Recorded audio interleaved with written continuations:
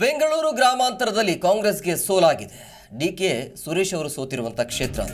So ಆ ವಿಚಾರಕ್ಕೆ ಸಂಬಂಧಪಟ್ಟಂತೆ ಸೋಲಿನಿಂದ ನಾನು ಇನ್ನೂ ಹೊರ ಬಂದಿಲ್ಲ ಅಂತೇಳಿ ಡಿಕೆ ಶಿವಕುಮಾರ್ ಹೇಳಿದ್ದಾರೆ. ಸೊ ನಾನ್ ಕಾಂಟ್ರವರ್ಸಿಯಲ್ ಕ್ಯಾಂಡಿಡೇಟ್ ಅನ್ನ ಹಾಕಿದ್ರು, ಹಾಗಾಗಿ ಅಲ್ಲಿ ಅವರು ಗೆದ್ದಿದ್ದಾರೆ. ಸೊ ನಮಗೆ ಬರುವಂತ ಮತ ಅವರಿಗೆ ಬಂದಿದೆ ಅಂತ ಡಿಕೆ ಶಿವಕುಮಾರ್ ಇಲ್ಲಿ ಸಮರ್ಥಿಸಿಕೊಳ್ತಾ ಇದ್ದಾರೆ. ಅಂದರೆ ಅವರ ಸೋಲನ್ನು ಒಪ್ಪಿಕೊಂಡಿದ್ದಾರೆ.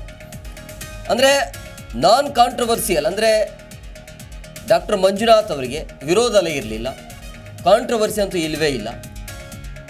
ಮತ್ತು ಹಿಂದೆ ರಾಜಕೀಯವಾಗಿ ಏನು ಗೊತ್ತಿರಲಿಲ್ಲ, ಅಂದರೆ ರಾಜಕೀಯವಾಗಿ ಅಷ್ಟೊಂದು ಅನುಭವ ಇರಲಿಲ್ಲ. ಸೊ ಯಾವುದೇ ರೀತಿಯಾಗಿ ಅವರ ವಿರುದ್ಧ ಏನು ಆರೋಪನೇ ಇಲ್ಲಲ್ಲ, ಆ ರೀತಿಯಾಗಿ ಕ್ಯಾಂಡಿಡೇಟನ್ನು ಹಾಕಿದ್ರು. ಅಂದರೆ ಸ್ಟ್ರಾಟರ್ಜಿ ಮಾಡಿದರು, ಪ್ಲಾನ್ ಮಾಡಿ ಈ ರೀತಿಯಾಗಿ ಗೆದ್ದಿದ್ದಾರೆ ಅಂತ ಡಿ ಕೆ ಶಿವಕುಮಾರ್ ಹೇಳಿದ್ದಾರೆ. ಬೆಂಗಳೂರು ಗ್ರಾಮಾಂತರದಲ್ಲಿ ಕಾಂಗ್ರೆಸ್ ಸೋಲಿನ ವಿಚಾರವಾಗಿ ಮಾತನಾಡಿದರು.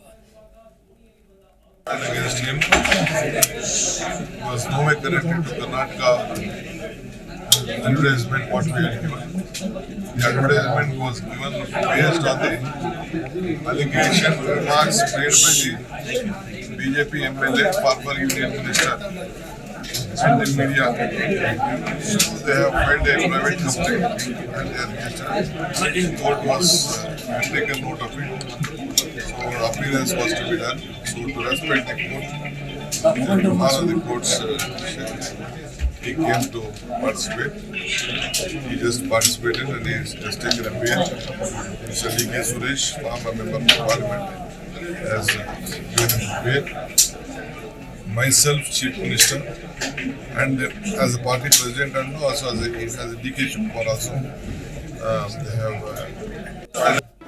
ಜಿ ಕನ್ನಡ ನ್ಯೂಸ್ ಈಗ ನಿಮ್ಮ ಮನೆಯಲ್ಲೇ ನೋಡಿ. ಎಲ್ಲ ಕೇಬಲ್ಗಳಲ್ಲಿ ಈಗ ಲಭ್ಯ.